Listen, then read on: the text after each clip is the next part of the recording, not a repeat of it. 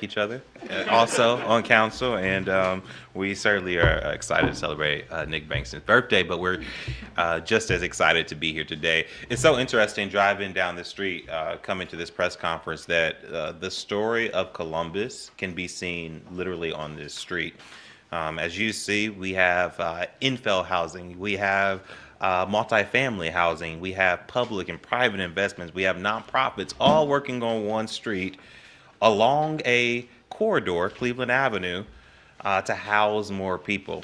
This is the Columbus story. It's a story of growth. And the truth is that all of us who live here, all of us who work here, all of us who are in leadership or care about Columbus for the rest of our careers and our children's lives, the story of our community will be about this type of growth and what we will do to make sure all of us have safe housing over our heads. And that's why we're here today, to have this conversation, to outline Columbus City Council's legislative priorities, our roadmap, the initiatives that the seven of us will be working on for the coming months to continue to build a more equitable community, to make sure that there is, as Councilmember Favor says, housing for all.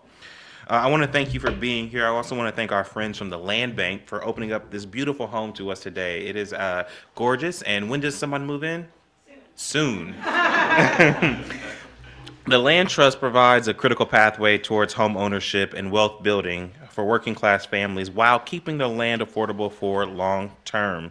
This is just one of the tools in the toolbox to addressing our housing challenges.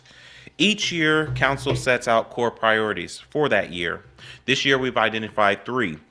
One, and as our top priority as always, is safety.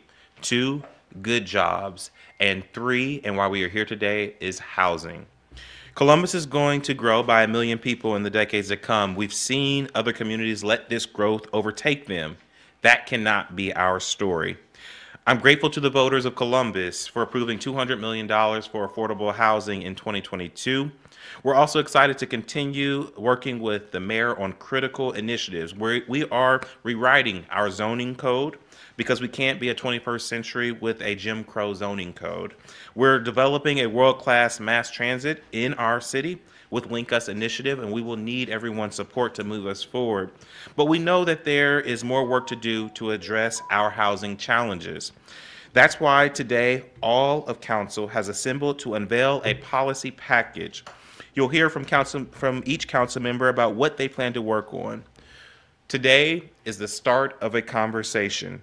We need to hear feedback from folks in our neighborhoods about each of these policies. That feedback will help sharpen our efforts and will improve what is eventually legislated. And I want to conclude my remarks with a brief story. Back in November, a private equity firm bought Morse Glen apartment complex. The new owners, a company called Hamilton Point, sent a letter to the working class and poor tenants who were lucky enough to have a housing voucher. These out-of-state investors sent them a letter saying, "You can't use your voucher here and you'll need to move out." But that was in direct violation of council's legislation that we passed more than a year ago, saying that you cannot be discriminated against because of your source of income. So whether you're paying rent with Social Security money, a voucher, a paycheck, it shouldn't matter to the landlord. Councilmember Favor championed that legislation, and more than 60 residents who use vouchers at this complex can now stay in their homes because of it. This is the work that we're talking about. This is the work that we're talking about. I want to highlight this story because it shows the impact of thoughtful legislation. It shows the power imbalance between tenants and landlords, and it shows the need to continue fighting on behalf of working class residents. It is my honor to turn over the podium to the author of that legislation, the convener of all of our conversations around housing, the one that is making sure that truly there is housing for all in our community. Councilmember Favor, Chair of the Housing Committee. Councilmember. Thank you. Thank you, Council President Hardin, and good morning. Today we come together to share some significant and necessary steps to alleviate the impacts of the growing housing crisis. As Council President shared, Columbus is truly at a critical point in our city's history. While the unprecedented growth in Columbus that we are experiencing creates opportunities, with it also comes challenges, housing being at the forefront of those challenges. We know housing, and more specifically, affordable housing, is a hot topic of discussion, not only in our city, but across the country. We also know the topic of housing can bring out polarizing opinions. However, simply put, housing is a human right and needs to be treated as such. Safe, stable, and quality housing is critical to the stabilization of families, especially low-income, minority, and Black and brown families, to physical and mental health, quality of life, and economic outcomes, among many others. As chair of City Council's Housing Committee, I remain steadfast in prioritizing innovative and creative policies to advance tenant protections and housing rights for Columbus residents. In 2021, I championed the Housing for All legislative package, which focused on advancing fair, affordable housing strategies. To continue and strengthen that work, we are very excited today to announce a series of housing initiatives City Council will focus on in 2023. The reality is that there is no silver bullet to fix the problem of affordable housing. However, with this housing strategy, City Council is acknowledging the challenges this housing crisis presents and is outlining our commitment to providing tangible solutions to further protect renters, build home ownership opportunities, and increase the housing stock in our city. The need for more housing units is urgent and across the board. We need housing at all price points. We need more permanent supportive housing to support our most vulnerable residents by pairing housing with case management and supportive services.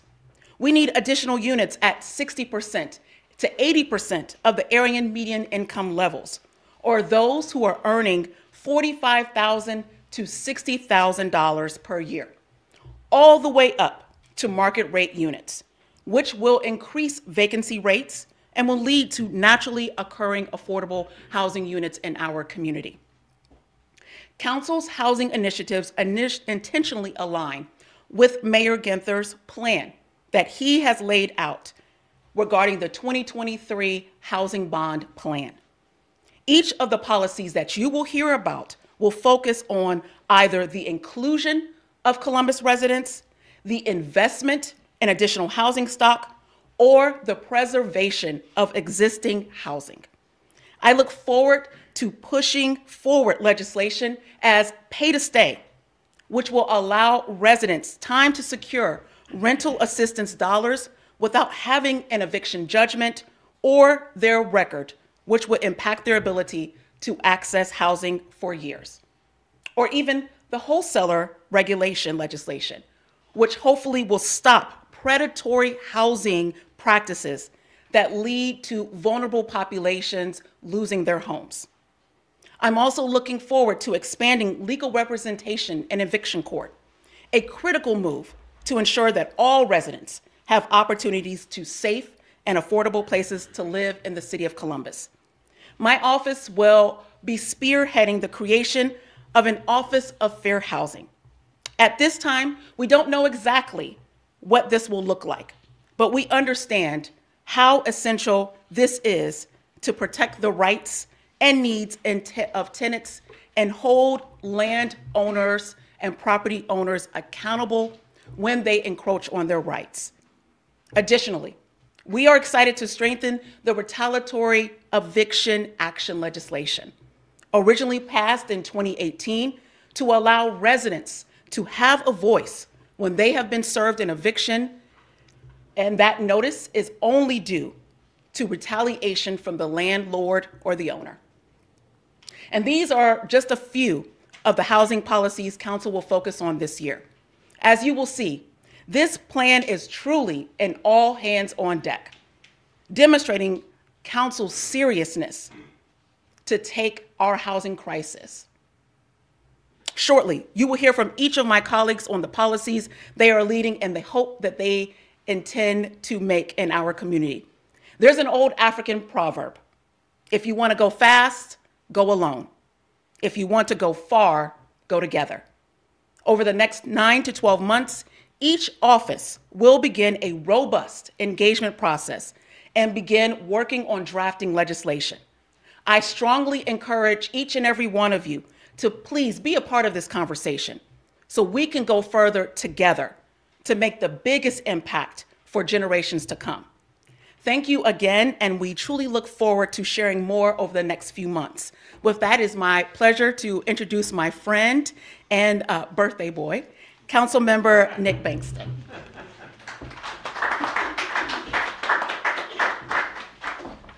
Well, thank you for that, and I couldn't honestly think of a better way to celebrate my birthday than the important work that we're talking about here today. You know, the council president said it, and I said it to many folks: our growth is our greatest asset, but it's also our greatest challenge. And the biggest challenge we see is around housing. And so I'm excited for the work that we're doing. I want to thank Council President Hardin, but also want to thank our chair of our housing committee for taking this approach, because she understands, and then we all understand that this is an all hands on deck effort.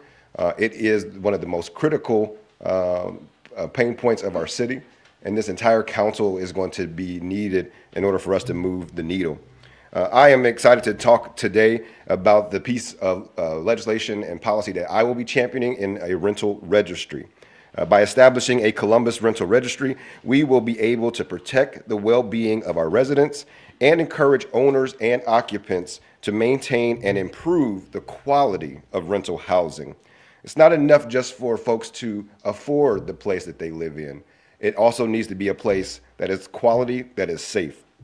To address this impeding challenge, our team will work with local partners to develop a Columbus rental registry. This new registry will make it easier for the city to hold both landlords and tenants accountable. As the city of Columbus continues to grow, so do the number of rental units, and so will the need for rental assistance and other housing needs. The need for rental assistance after the COVID-19 pandemic has been clear, and we've seen a lot of investment from our federal partners, but those dollars do sunset in the coming years, and they will go away, and it will leave a significant impact on our community. And so through the collection of a rental registry fee, we will be able to generate millions of dollars that can be used to support rental assistance so that we are both keeping our families stable, but also our small business owners stable. Our landlords are small business owners, and the impact of the rental assistance is not just on our families, but also on our economy as well. Our team looks forward to working with the tenants and landlords and community stakeholders, really making sure that every voice is at the table as we embark upon developing this important tool. And I look forward to working with all my colleagues to move these initiatives forward. Next, our champion of pathways to homeownership on council, my dear friend, Councilmember Barroso de Padilla.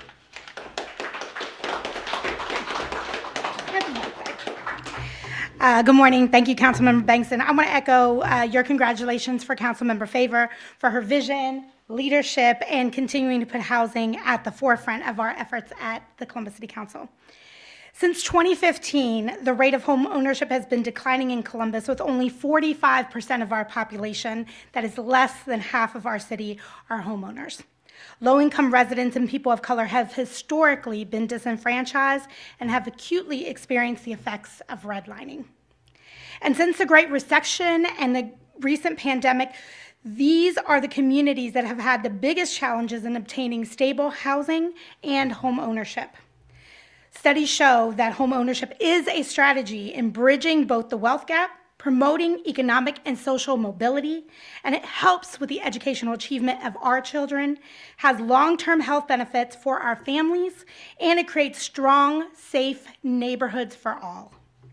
As a second-generation homeowner who only bought my first home just a few years ago, and the daughter of immigrant parents who relied on our home as a safety net for our entire family, I understand the impact that owning your own home can have on a family.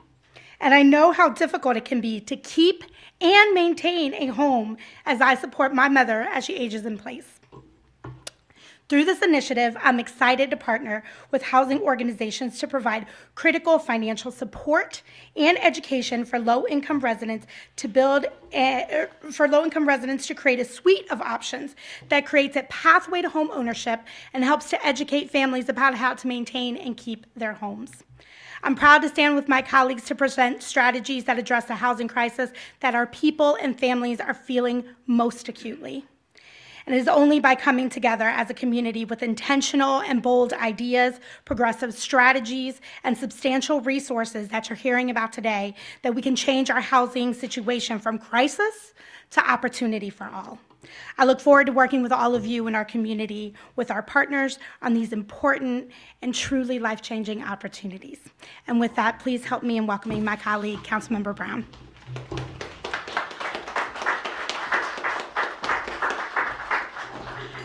Good morning, Council President, Chair Favor. My office is involved with the Owner-Occupied Initiative Program. The office is excited to lead the expansion of the Owner-Occupied Initiative Program, which I believe will be a game changer for some of our most vulnerable residents, including seniors. It will help provide home repair grants to homeowners facing code enforcement violations and housing insecurity, providing a lifeline if you're on a limited budget, including allowing internal roof repairs, which is significant for a hurdle which seniors have to face when they're confronted with having to leave their homes. The Owner-Occupied Initiative Program will allow senior citizens to remain in their homes and maintain their generational wealth. We are prioritizing housing preservation through repair, not demolition. Our team is excited to move this project forward and see the collective impact of this important effort. And now let me introduce President Pro Tem Dorns.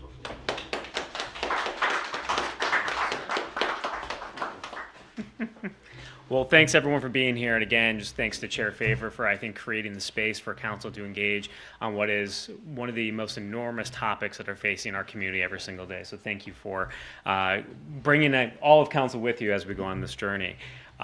You can go down the street and see, as Council President Hardin talked about earlier, the growth of housing in our city. But we still have the scars across every neighborhood in the city of the last housing crisis. In 2008, 2009, we had a foreclosure and vacant crisis across the city of Columbus. Many of those homes have luckily been put back to productive use, housing our residents, but there are still far too many, hundreds, across our community that sit vacant and foreclosed. Unfortunately, those properties contribute negatively to the neighborhoods that they're in. And in addition to not being a place that a family calls home.